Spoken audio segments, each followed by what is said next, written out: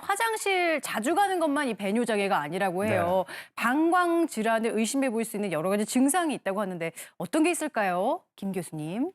네, 네. 뭐 다양한 방광 질환이 있는데요. 도표를 한번 좀 볼까요? 네. 도표를 보게 되면은 이제 1번 같은 경우 일어나서 자기 전까지 8회 이상 소변을 하루에 본다.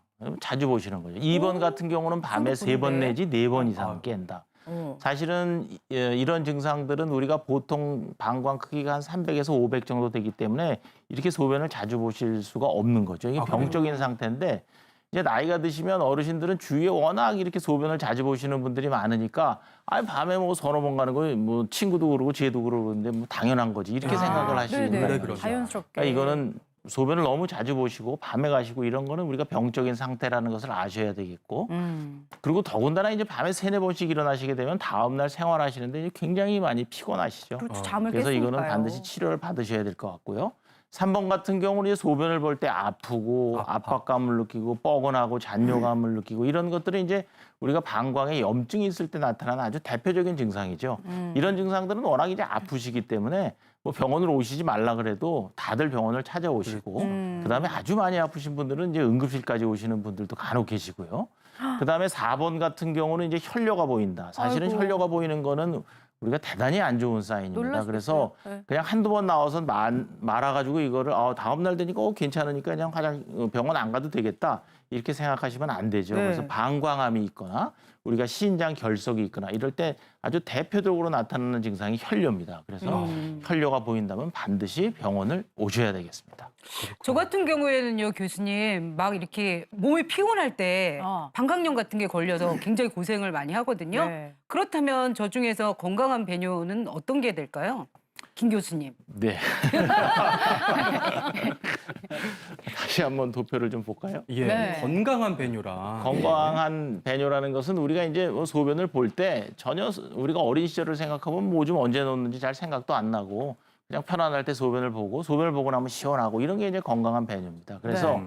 그 건강한 배뇨는 1번 배뇨는 3-4시간에 한 번씩 보고 2번 하루에 보통 한 5번, 6번 내가 화장실 간다. 이게 이제 아주 정상적인 배뇨를 잘 하시는 거라고 볼 수 있고요. 네. 우리가 방광용 소변에서 이제 오줌이 마렵다 이런 사인을 느낄 때가 한 150에서 한 200 정도 되면 약간 소변이 마렵다 이런 사인을 느끼고 우리가 한 500cc가 정도 될 때까지는 이제 소변을 여한 아무리 급해도 좀 참을 수가 있는데 종이컵 한 컵 정도가 한 150cc 정도 되거든요. 네. 그러니까 3번 같은 경우 보면은 한 회 소변 보는 양이 종이컵으로 한 2컵 내외, 그러니까 한 300cc, 한 400cc 요 정도 되는 게 우리가 정상적인 배뇨라고 할 수 있고요. 밤에는 뭐 아까도 말씀드렸지만 안 가는 게 정상입니다. 안 가는 게. 한 번이 어쩌다 한 번 간다. 이것까지는 우리가 괜찮지만 한 번까지. 그냥 밤에는 푹 주무시는 게 정상적인 배뇨입니다. 네, 그리고 이 밖에도 이제 소변의 빛깔이라든지 양상으로도 방광의 건강 상태를 좀 짐작해 볼 수 있다고 하는데 저희가 그래서 그 소변 샘플을 준비를 해봤거든요. 네. 교수님 어떤 게 건강한 소변이에요? 예, 그 정상적인 소변은요, 앞에 샘플이 있는데요. 맨 왼쪽 겁니다. 우리가 이제 정상적인 소변 색깔은 우리가 그 라거 맥주 아시죠? 맑은 아주 맥주. 투명한 네네네네. 노란색. 예, 예. 예. 아니면 이제 그런 색깔입니다. 지프라이요? 예, 예. 아. 그런 색깔이어서 그게 아주 건강한 소변이고요. 네. 근데 우리가 이제 물을 많이 마시는 분들이 있지 않습니까? 그런 예. 경우에는 소변이 이렇게 희석이 되죠. 그래서 아주 맑고 무색으로 나오는 옅어져요. 경우도 있고요. 뭐 네. 그것도 병적인 소견은 아닌데 네. 아주 드물지만 우리 몸에 요붕증이라는 요붕증? 증상이 있어요. 뭐냐면 우리 몸에 있는 수분을 병적으로 밖으로 자꾸 다 내보냅니다. 그러면 당연히 소변이 희석이 되기 때문에 무색으로 보입니다. 그런가 하면 이제 뭐 진노란색 소변도 있고 붉은 소변이 있는가 하면 뭐 콜라색 소변, 녹색 소변도 있다는데 이런 녹색이 경우는 있어? 어떤 걸까요?